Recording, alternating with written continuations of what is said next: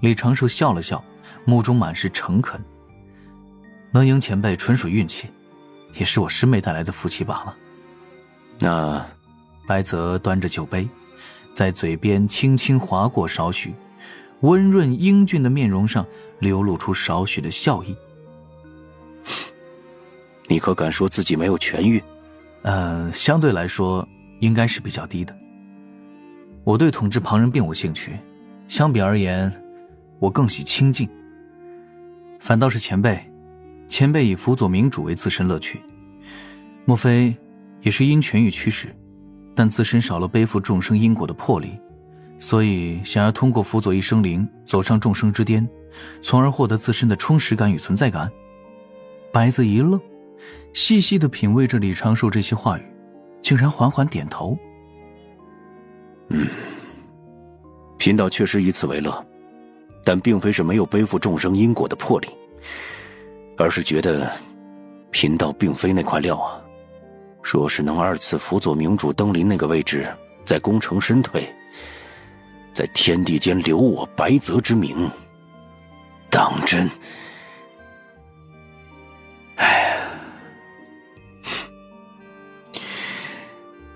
现在只能如此想想了。白泽大笑两声，笑中满是残念，将杯中的酒水一饮而尽。仰头的时候，目中还有少许光芒闪烁。前辈可愿为如今的天庭效力？不愿。白泽缓缓摇头。而今天庭有道友，贫道无立身之地。天有日夜，道分阴阳。罢了，也并非说这些的时候。李长寿突然打断自己的话语，故意给出一点留白。恰好灵娥从山外飞来，手中端着一方托盘，送来了几样小菜。少顷，灵娥将菜肴放下，道一声慢用，就对着师兄眨眨眼，驾云飘走。白泽却来了精神，看着面前这几样精致的菜肴，先是轻轻嗅了嗅，不用李长寿招呼，径直拿起筷子，夹了一口白玉大白菜，送入口中细细咀嚼，而后赞叹：虽味不美，色不全，香过浓，但其包裹着师妹对师兄的拳拳之心，难能可贵，难能可贵呀！哦，前辈也喜美食。贫道虚浮度日时，唯一的乐趣便是做这些美食，与人品尝，独自品尝。白泽扭头看向四周，此地简陋，待贫道建起屋舍，便为道友露上一手。前辈稍后，既然是此道行家，那说不得我也要露一手了。言罢，李长寿甩出2只指道人，在此地迅速地埋锅起台。他又亲自回了小琼峰一趟，选了2只珍贵稀有的家养灵兽，打了2条肥美的灵鱼，带回了黑池峰。有时拉近彼此的关系，有一个共同的爱好就足够了。白泽主动发起约战，要与李长寿比拼厨艺。李长寿讲明了所有的条件，才点头答应下来。2个人互相做裁判，在这荒山水潭旁大显身手。白泽在厨道上沉浸多年，厨艺各方面胜过李长寿不止一筹，每道菜都是无比的精致。但是李长寿胜在花样多，且掌握着洪荒少见的新口味。最终靠着一道生切薄鱼片、新调制的辣根儿，以及一句高端的食材往往只需要简单的烹饪，让白泽是惊为神人。2个人随后推杯换盏，喝得微醉，彼此之间似乎彻底没有了敌意。白泽此刻毕竟是受制于李长寿，也不敢太过托大，便让李长寿直呼他名，今后继续探讨厨艺。李长寿想了想，给了白泽先生的称呼。于是在一声声先生之中，白泽渐渐地迷失了自我，竟然对李长寿多出了几分亲近之感。但李长寿今日并未有想过要把好感度完全刷起来。他们相谈甚欢时，李长寿整顿好思绪，故意刺破了白泽的一道伤疤。白先生，此次你我相交，我赢固然是靠着师妹的福气，却也跟白先生作茧自缚有关。白泽不由皱眉。哦，我如何作茧自缚？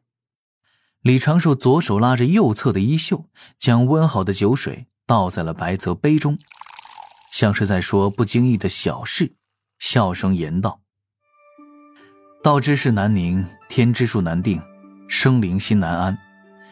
昔日不周山顶，先生与众妖神立盟约，创圣族，得天道大事，与巫族分庭抗礼，共争天地，辅佐妖帝，被立为妖帅，享妖族上下之敬仰。后妖庭其内逐渐堕落，先生爱惜声名，急流勇退，闲云野鹤。虽然脱离了巫妖大战的因果，却并未脱离妖族之因果。此次陆压寻前辈求援，先生毫不在乎，便给了陆压聚妖众讨天的策略，献祭妖族，成全天庭、陆压与先生自身。先生此前与我言说之中，曾说了圣族与妖族之不同。先生以高洁之圣族自居，对凶恶之妖族多有嫌弃，但先生却忘了，圣族与妖族不过是两个称呼。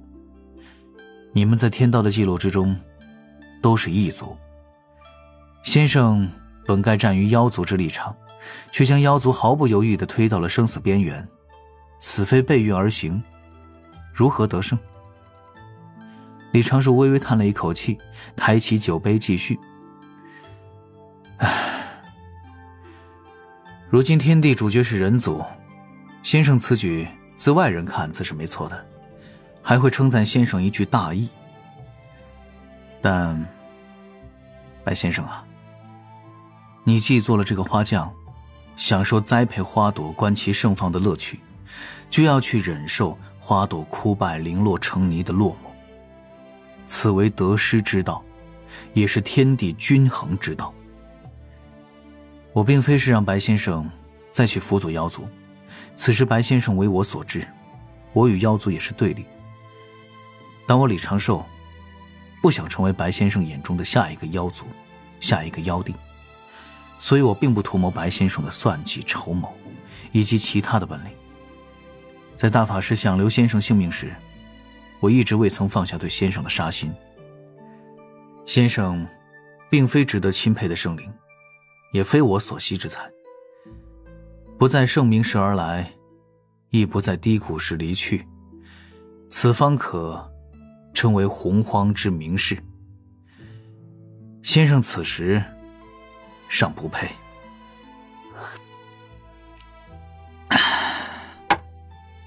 言罢，李长寿将杯中酒一饮而尽，缓缓站起身来。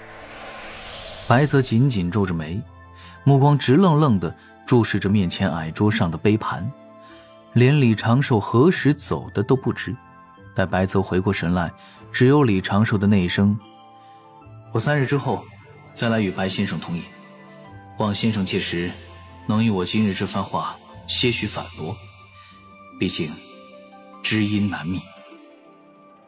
刷好感度第1式，攻心。水神道友，贫道思虑3日，总觉得你之前的话有些不对。妖族并非人族，不可一概而论。妖族乃万灵盟约制下的联合体，无同族之共情，无同族之共运。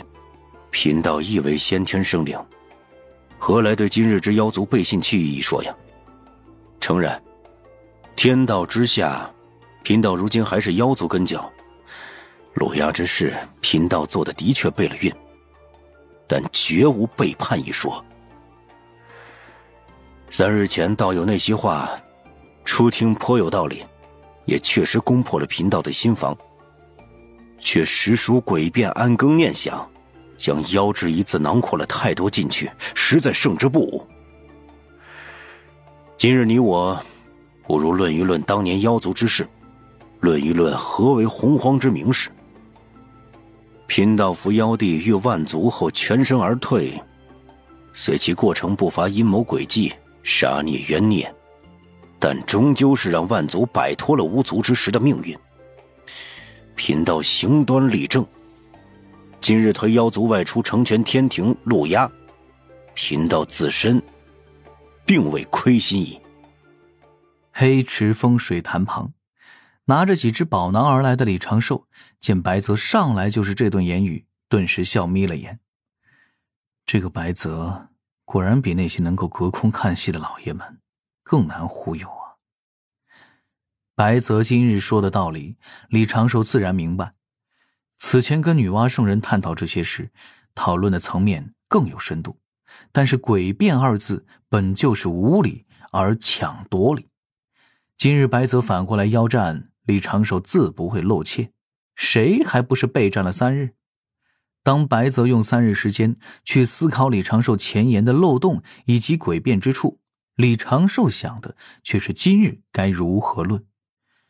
攻心之始在于彼此不断交流，应付白泽这般的人物，必须有足够的思想碰撞。单单元神束缚天道誓言，不过是让他表面服从。今后倘若真的要用到白泽，他划水不用全力也不算违背天道誓言。李长寿从宝囊中拿出一堆宝材，笑道：白先生今日不如与我一同动手，做一个住处和厨房出来，妖族之事你我慢慢论。善。白泽洒然而笑，并未在此事上争执，虽然有一种不吐不快之畅快，但是更多的还是跃跃欲试，等待李长寿今日的变。不多时，这一人一瑞兽就开始忙碌起来。白泽挽起袖子，李长寿拿出指道人，找准地基，清理杂草，开始动手建一座小楼。白泽笑道：比起神通术法做就的洞府，这般反倒更令道心安宁。李长寿轻飘飘地抛出了今日议题：白先生，今日你我不如说一说妖族其内出现分化堕落时，有无机会挽回？这次贫道定不会如上次一般被道友乱拳打昏而无法辩解了。你我只是论一论事而已。当年之事，前辈应该知之最清，由先生来选吧。先生觉得当年妖族可救或是不可救？白泽沉吟几声言道：可救。那我就是不可救。李长寿将手中的原木随手摁入地下，顺便挖好后面的坑。先生请。妖族当年的弊病不在于种族太多，期内太散，而在于巫族给的压力不足。巫族只是单纯捕猎，并未将妖族视为敌人。虽然在巫族眼中，食物也不配成为敌手。于是黑池峰上，时隔3日的一人一瑞兽再次侃侃而谈。李长寿来之前自是做好了充分的准备，稳妥起见，他把正方反方的观点都准备充足，轻松地捕捉到白泽话语之中的些微漏洞，立刻反击，将白泽渐渐地带入自己的节奏。待建好一处简单的阁楼，李长寿再次将白泽说的无法反驳，又让白泽隐隐觉得哪里不对。李长寿笑着告辞离去，约定3日之后再来峰上看望。白泽又在水潭旁踱步3日，第3日时，终于是眼前一亮，想通了此间的关节，而后跃跃欲试，等待李长寿前来一战。李长寿在小琼峰上悠闲地处置着天庭琐事，看看妖族的情形，关心一下那头黑豹的性情变化，瞅一瞅安水城的养老院运转，随之呢，准备好了下一个辩论题干和正反论点，到了约定的时辰，寻白泽而去。这应该是李长寿自洪荒大舞台出道以来遇到的最难忽悠之生灵。不得不承认，李长寿确实存了一点收服白泽，让白泽归心帮自己的心思。他自然不是要用白泽当自己的幕僚，也用不到这般幕僚，这不是这功德金身快凝成了吗？封神大劫在即，在封神大劫之后，自己救下想要救之人，就要考虑退休归隐的事了。让白泽做玉帝的影子幕僚，且白泽始终被人教所约制，不会做出乱天之事，算他李长寿对玉帝陛下做出的最后贡献了。虽然总感觉自己并不容易自天庭脱身，及早让白泽归心，在面对封神大劫时，李长寿也能够多几分把握。起码当彼此能够信任之时，李长寿可以拿出零散的计划给白泽审阅，让白泽为自己指出其中不足和不完善之处，充分利用白泽趋利避害的神通。辩论之事，攻心之法还要坚持下去。就这般1次2次5次6次8回10回180回，大概1年半后，白泽终于是回过神来。又一次被李长寿忽悠迷糊之后，看李长寿要走，白泽于杯盘狼藉中起身，高呼一声：“哎，这使臣，可否将3日后的辩题今日就给我也好做个准备啊。”让你做好准备，那下次哥岂不是就难了？不过攻心大概已经完成了70%，难度有所升级，倒也是在李长寿的预想之中。李长寿淡定的一笑，拿出一支卷轴。他不只是将下一次的议题给了，顺便也将后面100次辩论的议题都给了，这让白泽着实是震撼了一把，对李长寿多了几分钦佩。大概就是那种虽然明知道水神这个人心脏手黑狡猾得很，但总归是觉得此人确实是自己诞生以来遇到的唯一知音。